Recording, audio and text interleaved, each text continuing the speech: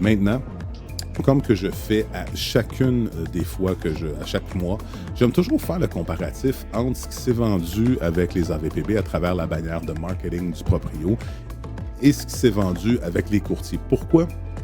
Parce que on a le droit de choisir ce qu'on veut. On peut vendre par nous-mêmes, on peut vendre avec les bonnes vieilles pancartes sans même faire affaire avec ces deux braquettes-là.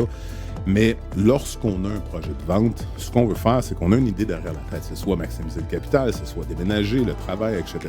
Puis je crois que c'est toujours important d'avoir une idée et surtout basée sur des faits, parce que les faits en ont rien à foutre de comment on peut se sentir, mais ça fait en sorte qu'avec le data, on est capable de prendre une décision juste et éclairée. Et en ce sens-là, lorsqu'on regarde le marché, le mois passé sur le portail du proprio, puis on regarde ici la date, donc le 3 novembre 2024, je suis allé chercher l'information sur du proprio pour voir qu'est-ce qui s'était vendu dans les 30 derniers jours sur l'île de Montréal.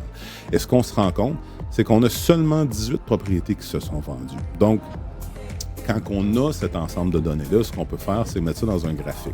Et ce qu'on voit, c'est que sur un total de 1471 propriétés qui se sont vendues, de tout acabit, là, les condos, les plex, etc., et ce qu'on voit, c'est que seulement 18, donc 1,2% de l'ensemble des propriétés qui se sont vendues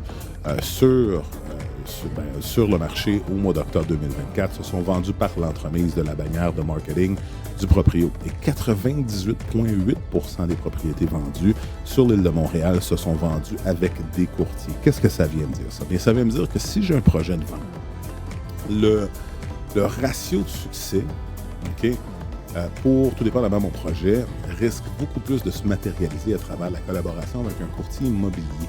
Okay? Et dans les chiffres que je vous ai montrés, je ne compte même pas ceux dont les AVPP qui ont été vendus avec la collaboration d'un courtier immobilier qui est venu justement dans la transaction à la fin d'eux, parce que ça, cette donnée-là, on ne l'a pas.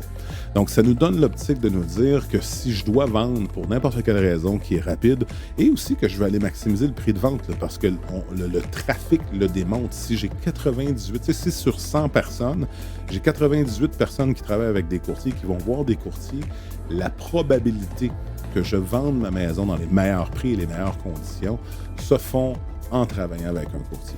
Mais à la fin de la journée, c'est vous qui décidez, mais au moins en voyant les faits, et à ce moment-là, vous pourrez vous baser sur des choses qui sont mesurables, observables et quantifiables.